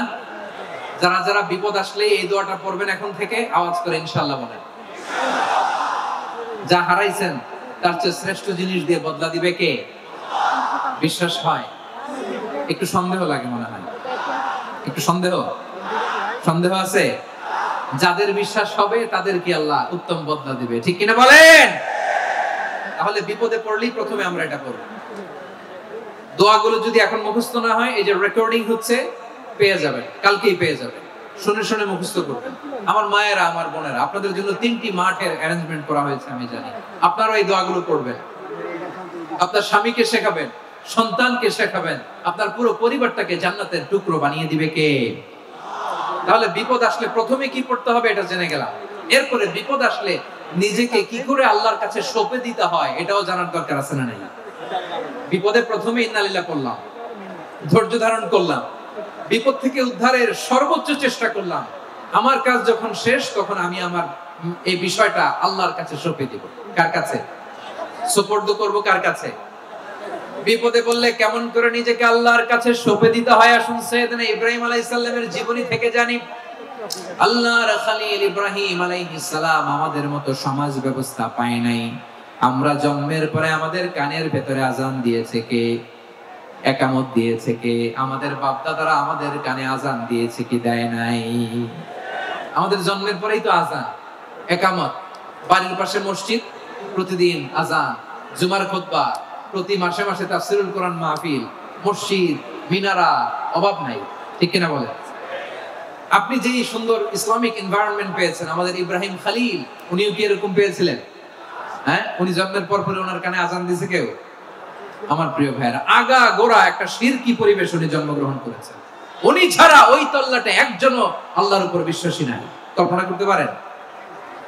গোটা তল্লাটে, গোটা দেশে বিশ্বাসী মুমিন, আল্লাহর উপর বিশ্বাস স্থাপনকারী কয়জন? সবাই বলেন কয়জন? বাকি সব মুশরিক। বাকি সব মুশরিক নিজের সাথে নিজে শক্ত বোঝাপড়া করে, অ্যানালজি করে, সেলফ কনভারসেশন করে উনি মহা সত্যের সন্ধান পেয়েছে। উনি আকাশের তারা দেখে ভাবে মনে হয় এটাই আমার খোদা, পরে দেখে তারা নাই, মনে মনে বলে না তাইলে এটা না। আবার চাঁদ দেখে বলে চাঁদটা বড় মায়া লাগে, মনে হয় এটাই আমার রব, পরে দেখে চাঁদও নাই, কয় না এটা না। এরপরে দ্বীপ প্রহরের জলজলে সূর্যটা খা খা করে গোটা পৃথিবীটারে রৌদ্র দিয়ে তাতিয়ে রাখে। তিনি ভাবলেন মনে হয় এটাই আমার রব, কারণ এটাই তো সবচেয়ে বড়। কিন্তু বিকেল বেলা ওই সূর্যটাও যখন চলে যায়, সাইয়েদনা ইব্রাহিম বলে না এটাও তো নাই, আমার খোদা যদি আমারে ছেড়ে চলে যায়, বিপদে পড়লে আমারে উদ্ধার করবে কে? এভাবে নিজের সাথে অ্যানালজি, সেলফ কনভারসেশন করতে করতে করতে তিনি মহা সত্যের সন্ধান পেয়েছেন। সুবহানাল্লাহ। সব শেষে তিনি ডিসিশন নিয়ে ঘোষণা দিলেন, ইন্নী ওয়াজ্জাহাতু ওয়াজহিয়া লিল্লাযী ফাতারাস সামাওয়াতি ওয়াল আরদা হানিফান ওয়া মা আনা মিনাল মুশরিকিন। নিশ্চয় আমি এমন সত্তার দিকে মনোনিবেশ করলাম, মুখাপেক্ষী হলাম যিনি আকাশ বানিয়েছেন, জমিন বানিয়েছেন, আমি মুশরিক নই। সুবহানাল্লাহ। পারতেন? আপনি পারতেন? কেউ নাই, লক্ষ লক্ষ মুশরিক, আপনি একা। ওনার মতো এরকম বিচক্ষণতা দিয়ে আল্লাহরে খুঁজে পাইতে পারতেন আপনি? কি নবী ছিল, আল্লাহকে খুঁজে পেয়েছে। যখন আল্লাহর ইবাদত শুরু করলো, এই কথা ছড়ায় পড়লো চারদিকে। নমরুদ সাইয়েদনা ইব্রাহিমকে ডেকে পাঠালেন। নমরুদ বলে, ইব্রাহিম, তুমি নাকি মূর্তির পূজা না করে কোন নতুন রবের ইবাদত করো, কে তোমার রব? সাইয়েদনা ইব্রাহিম বললেন, রব্বি আল্লাযী ইউহয়ী ওয়া ইউমীত, আমি এমন রবের ইবাদত করি যিনি জীবন দেন, যিনি মৃত্যু দেন। নমরুদ বলে, তাই নাকি? তোমার রব জীবন দেয়, মৃত্যু দেয়, আর এটা তো আমি দেই। আমিও তো জীবন দেই, আমিও তো মৃত্যু দেই। সাইয়েদনা ইব্রাহিম বললেন, কেমন করে তুমি জীবন দাও, মৃত্যু দাও, একটু দেখাও তো। নমরুদ জেলখানা থেকে দুজন কয়েদিকে ডেকে আনলো। কয়েদি এনে অর্ডার করলো, একটাকে এখনই শিরোচ্ছেদ, হেড অফ, ডেথ পেনাল্টি, মৃত্যুদণ্ড দেয়া হলো, ফিনকি দিয়ে রক্ত বের হলো। নমরুদ বলে, দেখো, দুজনকে ধরে আনলাম, একজন কয়েদিকে দিলাম ডেথ পেনাল্টি, মৃত্যুদণ্ড, ওরে মৃত্যু দিলাম। আরেকজন যে দাঁড়িয়ে আছে, চাইলে ওরেও আমি মৃত্যুদণ্ড দিতে পারি, কিন্তু না, ওরে আমি দিব না, ওরে আমি বাঁচায়া দিলাম, ছেড়ে দিলাম, মানে জীবন দিলাম। দেখো ইব্রাহিম, তোমার চোখের সামনে একজনকে মৃত্যু দিলাম, আরেকজনকে জীবন দিলাম। আপাত দৃষ্টিতে তাই তো, একজনের তো জীবন দিল, আরেকজনের মৃত্যু দিল। সাইয়েদনা ইব্রাহিম এবার বিপাকে পড়ে গেলেন। কিন্তু এক একজন নবীকে আল্লাহ এমন উইজডম, বিচক্ষণতা দিয়ে এই জমিনে পাঠিয়েছেন। মুহূর্তের মধ্যে আল্লাহর খলিল ইব্রাহিম বললেন, ফাইন্নাল্লাহা ইয়াতি বিশ-শামসি মিনাল মাশরিকি ফাতি বিহা মিনাল মাগরিব ফাবুহিতাল্লাযী কাফার। আল্লাহর খলিল ইব্রাহিম বললেন, নমরুদ, বুঝলাম তুমি জীবন দাও, মৃত্যু দাও, দেখলাম, কিন্তু আমার রব, আমার আল্লাহ প্রতিদিন সকালবেলা উষা লগ্নে ওই পূর্ব দিগন্ত থেকে সূর্যটাকে উদিত করেন, সাঁঝের বেলা, বিকেল বেলা, কুথুরি লগ্নে, সন্ধ্যা বেলা ওই দ্বিপ্রহরের জল জলে সূর্যটাকে পশ্চিম দিগন্তে ডুবিয়ে দেন। মানে সকালবেলা পূর্ব দিক থেকে উদিত করা সূর্যটাকে পশ্চিম দিকে বিকেলে তিনি ডুবিয়ে দেন। তুমি যদি পারো ওই সূর্যটাকে পশ্চিম দিক থেকে উদিত করে পূর্ব দিকে ডুবিয়ে দাও। সুবহানাল্লাহ পড়বেন না? দেখেন, ইনস্ট্যান্ট ইন্টেলেক্ট, মুহূর্তে বিচক্ষণতা, উইজডম কাকে বলে? নমরুদ পারবে? নমরুদের বাপ পারবে? ওর দাদা, ওর 14 গোষ্ঠী, গোটা বিশ্বের সব ক্ষমতাধর রাষ্ট্রনায়করা একসাথে হলে পারবে? ফাবুহিতাল্লাযী কাফার পারে নাই, ব্যর্থ হয়েছে। এবার তেলে বেগুনে জ্বলে উঠেছে, রেগে মেগে আগুন বলে, ফালকুহু ফিল জাহিম। ওর সাথে তর্ক নাই, না পেরে এবার এটারে আগুনে ফেলা। বিশাল বিশাল গাছ কেটে লাকড়ি এনে আগুনের কুণ্ডলি বানানো হলো, দাও দাও দাও দাও করে আগুন জ্বলে। আল্লাহর খলিল ইব্রাহিমকে আগুনে নিক্ষেপ করা হবে।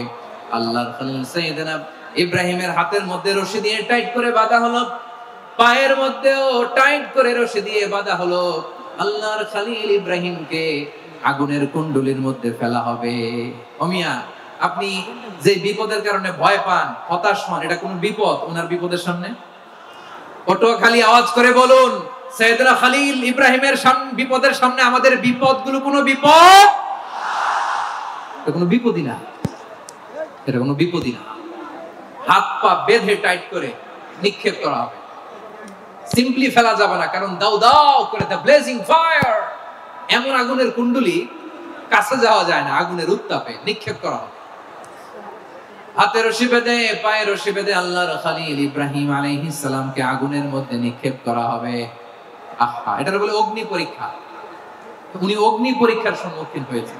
এজন্য কঠিন পরীক্ষাকে আমরা অগ্নি পরীক্ষার সাথে তুলনা করি, ঠিক কিনা? সাইয়েদনা জিবরাইল এসে বললেন, ও আল্লাহর খলিল, ওরা তো আপনার হাতও বেঁধে ফেললো, পাও বেঁধে ফেললো, নড়াচড়ার সুযোগ নাই, বলেন আমি জিবরিল ফেরেশতা আপনার জন্য কি করতে পারি? আল্লাহর খলিল ইব্রাহিম বলেন, ও জিবরাইল, তোমার কাছে আমার কোনো চাওয়া পাওয়া নাই। সুবহানাল্লাহ বলেন। তোমার কাছে বলার কিছু নাই, তোমার সাহায্যের আমার দরকার নাই। সাইয়েদনা ইব্রাহিম আলাইহিস সালামকে হাতে পায়ে রশি বেঁধে হাত পা বাঁধা অবস্থায় জ্বলন্ত অগ্নিকুণ্ডে যখন নমরুদের দলবল নিক্ষেপ করবে, আল্লাহর খলিল কিভাবে নিজেকে আল্লাহর কাছে সঁপে দিয়েছেন পটুয়াখালীর ভাইরা খেয়াল করে শুনুন। হাত পা বেঁধে আল্লাহর খলিলকে যখন নিক্ষেপ করা হবে, তিনি মুখ ফুটে বলে ফেললেন, হাসবুনাল্লাহু ওয়া নি'মাল ওয়াকিল। হাসবুনাল্লাহু ওয়া নি'মাল ওয়াকিল, আমার জন্য আল্লাহই যথেষ্ট, আমার জন্য আল্লাহই যথেষ্ট। তিনি আমার সবচেয়ে বড় গার্ডিয়ান, তিনি আমার সবচেয়ে বড় অভিভাবক। জিব্রাইলের সাহায্যে রফারকে ফিরিয়ে দিলেন, দুনিয়ার বুকে কারো কাছে কিছু বলেন নাই, মুখ ফুটে বলেছেন হাসবুনাল্লাহ।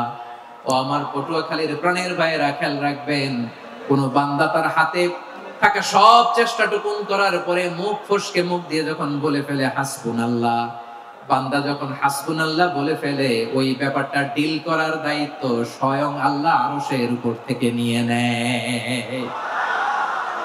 আপনি যখন বলে ফেলবেন হাসবুনাল্লাহ, এটা ডিলিং করবে কে তখন? চিল্লায় বলেন না, তিনি কে? বান্দা তার সাধ্যের সবটুকু চেষ্টার পরে নতজানু হয়ে যখন বলবে হাসবুনাল্লাহ, আল্লাহ তুমি আমার জন্য যথেষ্ট, নি'মাল ওয়াকিল, তুমি আমার শ্রেষ্ঠ অভিভাবক, তখন তার কি দরকার না দরকার এটা ডিল করে স্বয়ং আল্লাহ। নিক্ষেপ করা হলো সাইয়েদনা ইব্রাহিমকে অগ্নিকুণ্ডলিতে। হাজার হাজার মানুষের দৃশ্য দেখার জন্য জড়ো হয়েছে এরকম বিশাল ময়দানে। কিন্তু কি অবাক করা ঘটনা, সবাই ভয় পাচ্ছিল, না জানি কি হয়ে যায়। আল্লাহর খলিলকে যখন আগুনের কুণ্ডলিতে নিক্ষেপ করা হয়, আল্লাহর খলিল ইব্রাহিম আগুনের কুণ্ডলের মধ্যে বসে বসে মানুষগুলোর দিকে তাকিয়ে হাসতে শুরু করে দেয়। কারণ আকাশ থেকে রব্বুল আলামিন স্পেশাল ভার্ডিক্ট নাজিল করেছেন, স্পেশাল হুকুম জারি করেছেন, কুল্লা ইয়া নারু কুনি বারদান ওয়া সালামান আলা ইব্রাহিম। ও আগুন, খবরদার, সৃষ্টির শুরু থেকে তোকে একটা ধর্ম আমি বাতলে দিয়েছিলাম, তোর ধর্ম, আগুনের ধর্ম হলো যা পাবে জ্বালিয়ে সারখার করবে। আল্লাহ বলল, আগুন, তোর ধর্ম দিয়েছিলাম, তুই সব জ্বালিয়ে পুড়িয়ে সারখার করে দিবি, কিন্তু ক্ষণিকের জন্য আমি তোর জ্বালিয়ে দেওয়ার ক্ষমতাটাকে কেড়ে নিলাম, জ্বালিয়ে ভস্ম করে দেওয়ার ক্ষমতা আমি কেড়ে নিলাম। কুনি বারদান, ঠান্ডা হয়ে যা, কিন্তু এত বেশি ঠান্ডা হবি না আবার আমার ইব্রাহিমের জন্য সর্দি লেগে না যায়। সুবহানাল্লাহ, এত আস্তে বললে হবে?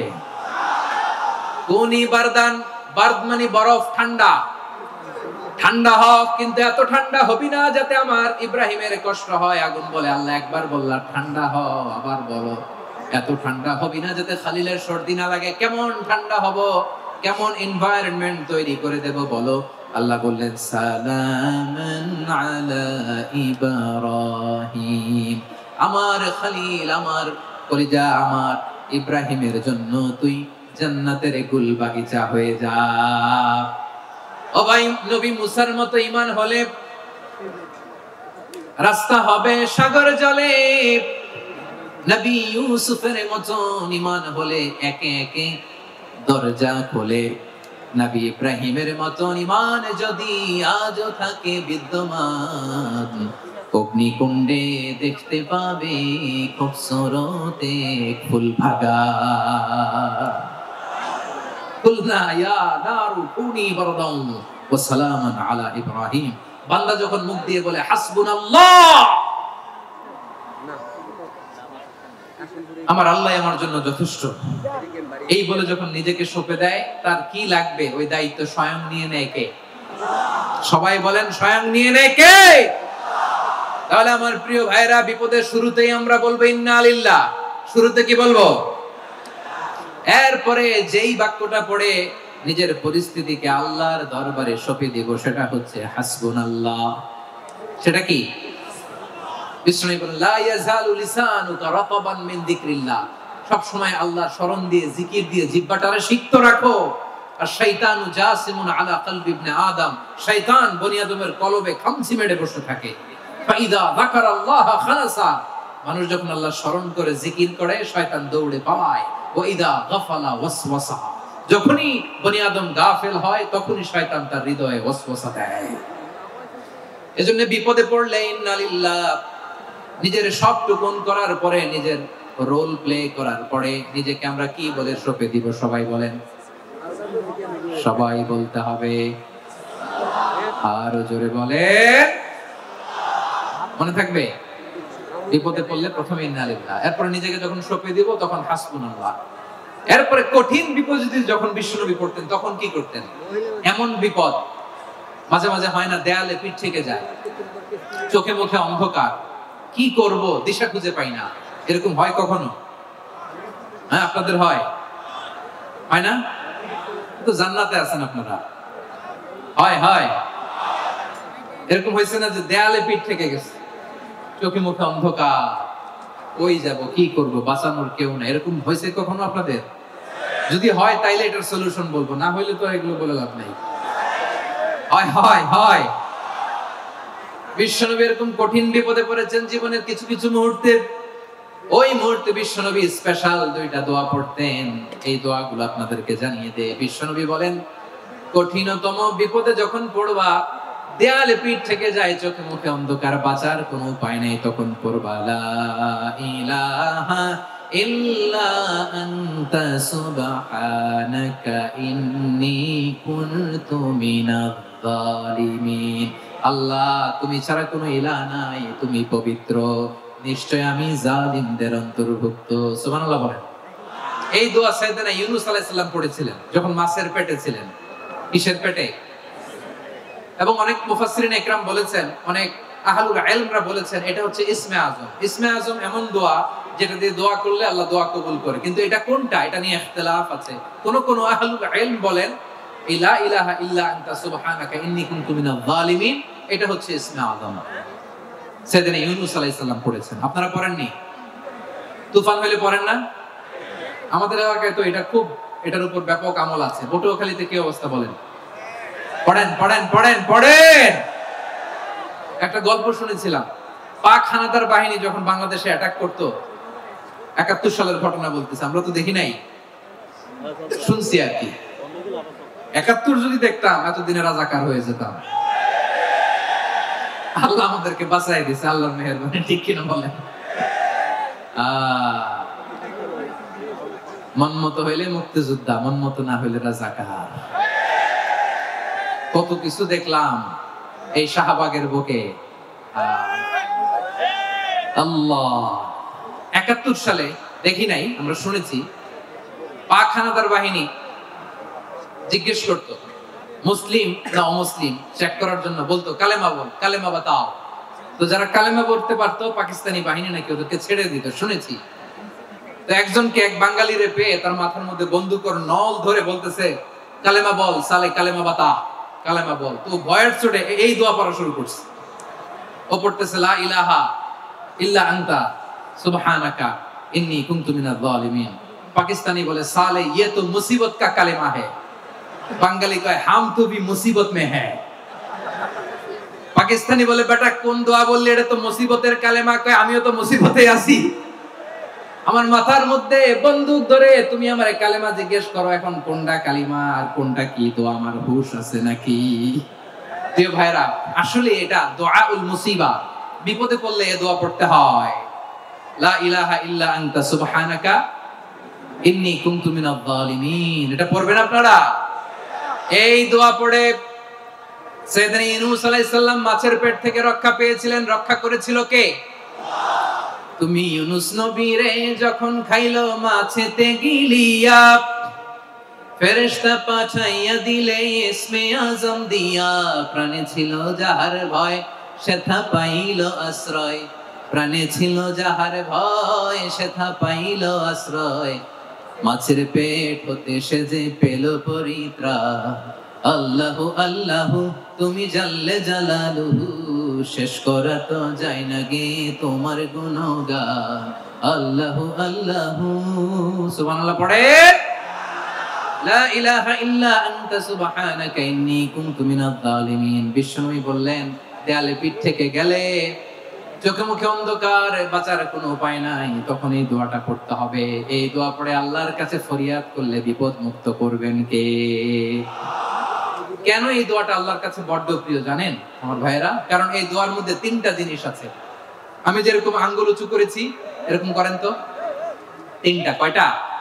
তিনটা। এক নম্বরে হচ্ছে তাওহীদ, দুই নম্বরে তাসবিহ, তিন নম্বরে তাকরীর। আই রিপিট, আবারো বলছি, এক নম্বরে তাওহীদ, দুই নম্বরে তাসবিহ, তিন নম্বরে তাকরীর। এই দোয়াটা আল্লাহর কাছে এত পছন্দনীয় কারণ এই দোয়ার প্রথম অংশে আছে তাওহীদ, আল্লাহর একত্ববাদের ঘোষণা। লা ইলাহা ইল্লা আনতা, ও আল্লাহ আপনি ছাড়া কোনো ইলাহ নাই, উপাস্য নাই। এই কথা বললে আল্লাহ বড় খুশি হয়ে যায়, সুবহানাল্লাহ পড়েন। এই দোয়ার দ্বিতীয় অংশে আছে তাসবিহ, মানে আল্লাহর প্রশংসা, প্রশংসা সূচক বাণী। সুবহানাক সুবহানাক সুবহানাক, ও আল্লাহ আমি আপনার পবিত্রতা ঘোষণা করছি, সুবহানাক। এই কথা শুনলেও আল্লাহ খুশি হয়ে যায়, সুবহানাল্লাহ পড়েন।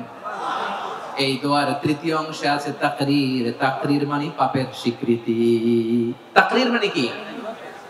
তাকরীর মানে পাপের স্বীকৃতি। এই দোয়ার তৃতীয় অংশে আছে ইন্নী কুনতু মিনাল যালিমিন, ও আল্লাহ আমি জালিমদের অন্তর্ভুক্ত। আল্লাহ আল্লাহ আমি জালেম, আল্লাহ আমি ভুল করেছি, অন্যায় করেছি, আল্লাহ আমি জালিমদের অন্তর্ভুক্ত। এই পাপের স্বীকৃতি, অ্যাকনলেজমেন্ট আল্লাহ বড় পছন্দ করে।